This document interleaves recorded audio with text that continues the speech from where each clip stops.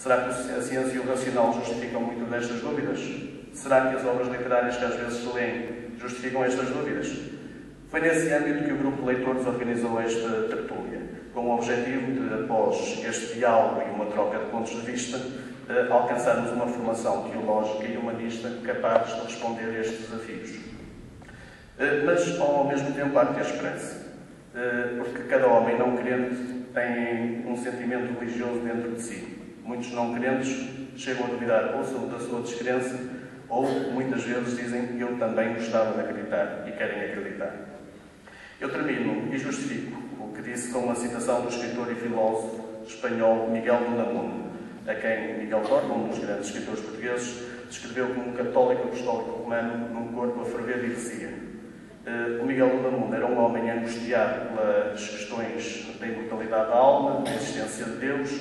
Muitas vezes queria acreditar, depois achava que a razão destruía aquilo em que ele acreditava, mas depois, ao mesmo tempo, refletia e dizia que a razão destruía a fé. E destruir a fé é destruir, de facto, a esperança e destruir a alegria. Portanto, estas eram considerações dele. Ele, ao mesmo tempo, condenava uma ciência que não conhecia a divindade e a nossa componente espiritual, que seria a mais importante. Ao mesmo tempo, também era um pouco contra os dogmas da fé católica. E, com isso, ele vivia numa angústia porque, no fundo, não acreditava em nada e precisava de acreditar em algo. Eu passo a citá-lo, portanto, e com isso termino, que as pessoas já estão cheias de ouvir, e vou só citar uma frase dele no texto A Minha Religião. Ele dizia: ao nível religioso, dificilmente há alguma coisa racionalmente resolvida. Como não a tenho, não posso comunicá-la logicamente, porque só é lógica transmissível no racional.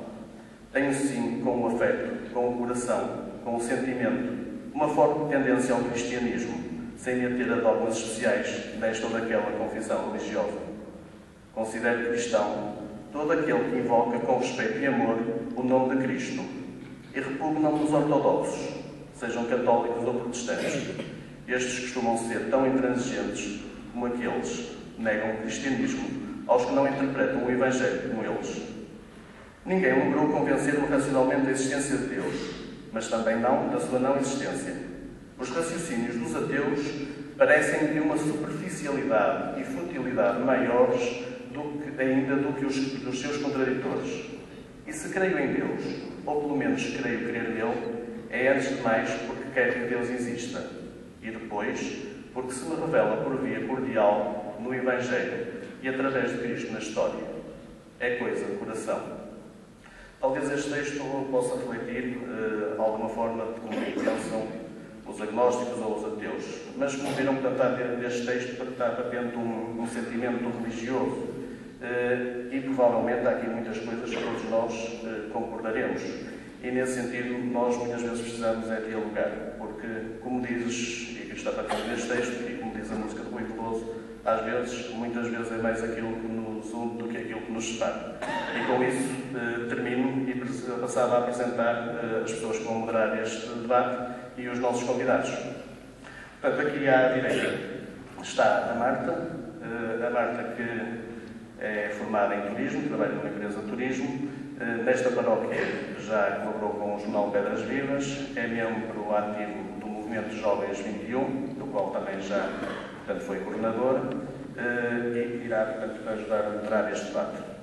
Depois, ao lado da Marta, temos o Sr. Engenheiro Torres, que é da casa, e foi uma pessoa que, durante os tempos em que eu tive a minha formação para o Crisma, teve uma particularidade, portanto, que ainda hoje me lembro. Foi a primeira pessoa que me pôs a ler a Bíblia, portanto, todas as semanas nos convidava a ler uns capítulos do Antigo Testamento e depois acabou, à minha geração e à da Teresa, a explicar-nos a linguagem e também à da Marta, uns anos mais tarde, ensinou-nos, portanto, o sentido daquilo que nós muitas vezes tínhamos dificuldade, que era a interpretação do Antigo Testamento. Depois, ao meu lado, a pessoa mais conhecida da mesa, o Dom Manuel Clemente, Bispo do Porto desde 2007. Eu, no site da Diocese, já vi portanto, todo o currículo, portanto, não me atrevo aqui a dizer se não saímos aqui amanhã de manhã, mas sei que é formado em História, sei que foi ordenado sacerdote em 1979 e também sei uma confidência que me fizeram ontem, portanto, sei que foi escoteiro e o nosso Padre Maia foi um visionário há uns anos, porque sabendo que a comunidade tem todo o gosto em receber o seu bispo e sabendo que o futuro bispo ia ser um ex-escoteiro, construiu esta igreja sob a forma de tenda para que o bispo venha cá muitas vezes visitar-nos e que goste e sinta-se bem cá nesta paróquia. Depois, eu sou Sérgio Andrade, sou médico no Hospital de São João, especialista em medicina interna. Portanto, fiz aqui toda a minha caminhada na fé, desde a pré-catequese até ao crisma. Já pertenci também ao movimento dos Jovens 21, o qual também cheguei a coordenar, e atualmente sou responsável pelo grupo de leitores. Depois, ao meu lado, está o Dr. José Cunha, que é meu colega do Hospital de São João. É um médico que se classifica como agnóstico. Em jeito de brincadeira, já me disse que era um ateu de foto. É uma pessoa com quem eu gosto de conversar, apesar de termos muitos pontos divergentes. Ele às vezes lê umas obras que... É uma pessoa que, portanto, nunca conheci ninguém que lesse tanta obra literária. Eu até às vezes pergunto como é que tu, como médico, consegues ler tanto, porque eu não consigo ler nem um terço. Ele também é uns anos mais velho, mas isso também nos justificará. De vez em quando lá manda uma provocação, a dizer, então vamos falar de Saramago, mas a gente consegue falar de Deus, porque para falar de Deus às vezes não é preciso ter fé, é preciso estar com a fé, e nesse sentido ele acedeu com generosidade ao nosso convite.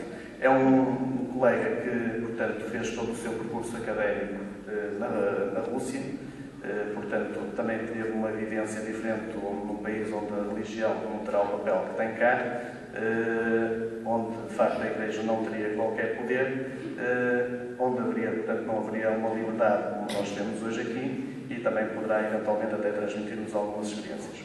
E depois, ao meu lado, a Teresa que também é membro do grupo de leitores, foi a pessoa que, portanto, nesta paróquia da sua atividade se destaca, foi ter feito aquela medalha comemorativa dos 25 anos, que a maior parte das pessoas tem em sua casa, é arquiteta e, portanto, é uma pessoa que tem estado empenhada nas atividades do grupo de leitores. Uma observação, a medalha foi feita em conjunto com o marido, há que dar valor aos homens, acho que merece. E, finalmente, portanto, eu agora calo passava a conversa e, portanto, o início do tertúlio para a Marta. Portanto, esta tertúlia no início terá umas perguntas que serão feitas aos nossos convidados. Depois, na segunda parte, vamos confrontar alguns textos literários com textos bíblicos e depois, portanto, vamos apelar à participação das pessoas aqui presentes. Muito obrigado.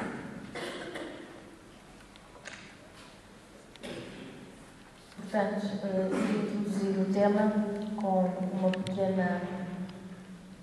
um excerto de um dos diários de Miguel Torra. Deus, o pesadelo dos meus dias. Tive a coragem de o negar, mas nunca a força de o esquecer. Isto de religião está cada vez pior dentro de mim. Depois de uns arrancos fundos e angustiosos, a coisa foi secando, até chegar a esta birra mística que já não há Jordão teológico capaz de vivificar. Mas quanto mais pobre estou desse conteúdo humano, mais cheio me sinto de desespero. O que eu dava para me levantar cedo esta manhã, ir à missa e voltar da igreja com a cara que trazia o meu vizinho. Numa sociedade que tende a afastar sistematicamente de Deus e das religiões, escrevem-se atualmente muitos livros sobre Deus e os temas bíblicos. A maioria desses escritores declara-se agnóstico ateísta. Porque escrevem então sobre esses temas? Será por sentirem esse desespero ou pesadelo de que fala Torra? Em segundo lugar, porque são estas obras tão procuradas e lidas.